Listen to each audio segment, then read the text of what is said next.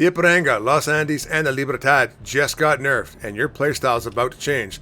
Let's break down the nerfs and what they really mean to your matches. Hey everyone, welcome back to Normal Guy of the North. Today, we're setting our sights on a pretty important balance update that is shaking things up in World of Warships. And if you've been selling the South American battleship line, you'll want to pay close attention. Ipiranga, Los Andes, and Libertad, three standout ships that brought speed, versatility, and aggressive secondaries to the table, have been nerfed. Some of these changes are subtle, others not so much. So let's break down what's changed and more importantly, how it affects the way you play. We're kicking things off with the Tier 8 Ipiranga. Ipiranga was a favorite among players who love fast flanking plays and tactical positioning. She combined stealth, decent guns, and acceleration that let her ship slip into unexpected angles. But now, she's lost some of her edge. Nerf number 1, fix armor discrepancy. Wargaming addressed an issue where the researchable hull's upper belt armor was thicker than the stock version. And yeah, that sounds like a fix, but in reality, this is a stealth nerf. Here's why. The thicker armor made her tankier in key brawling situations. You could bait enemy fire angle just right and shrug off some serious hits. Now that it's fixed, you're back to thinner armor, and that reduces survivability, especially in mid to close range engagements. Nerf number 2, engine parameter changed. Ipiranga still retains her enhanced acceleration, so yes, she still feels snappy when you speed up, but here's the problem.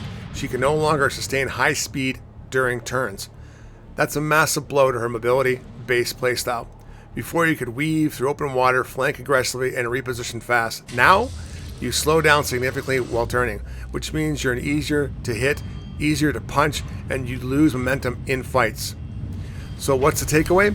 Ipiranga isn't unplayable, but she's no longer a ghost on the flanks. You'll need to be more deliberate with your positioning, and you've lost that evasive edge that made her such a terror in open water. Moving on to Los Andes, the Tier 9 workhorse of the line.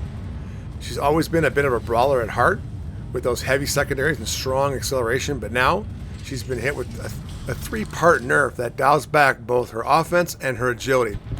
Her first nerf, secondary battery reload time increase. Let's start with the secondaries because this hurts.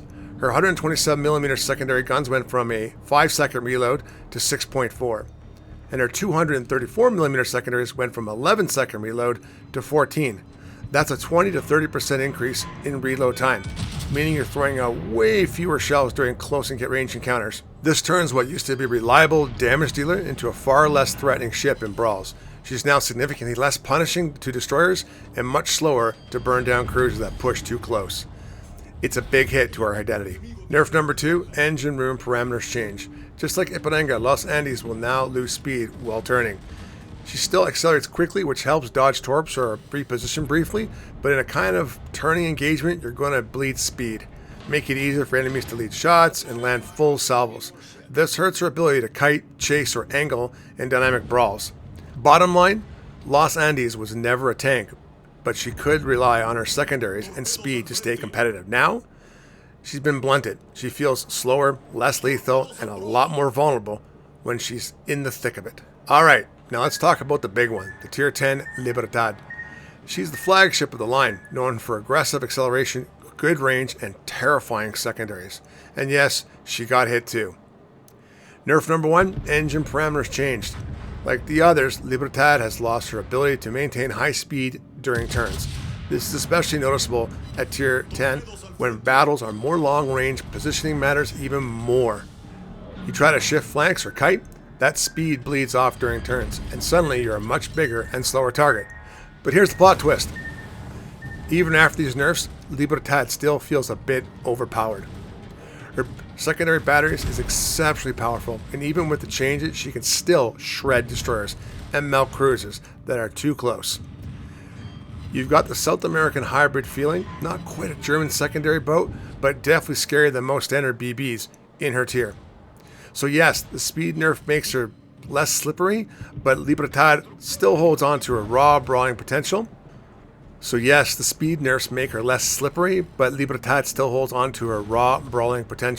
If Wargaming wants true balance, they may need to revisit those secondary stats once again. So what does it all mean? The South American battleships, Ipiranga, Los Andes, and Libertad, have each lost a bit of their soul. Ipiranga is no longer the agile flanker she once was. The Los Andes can't bully close-range ships like before.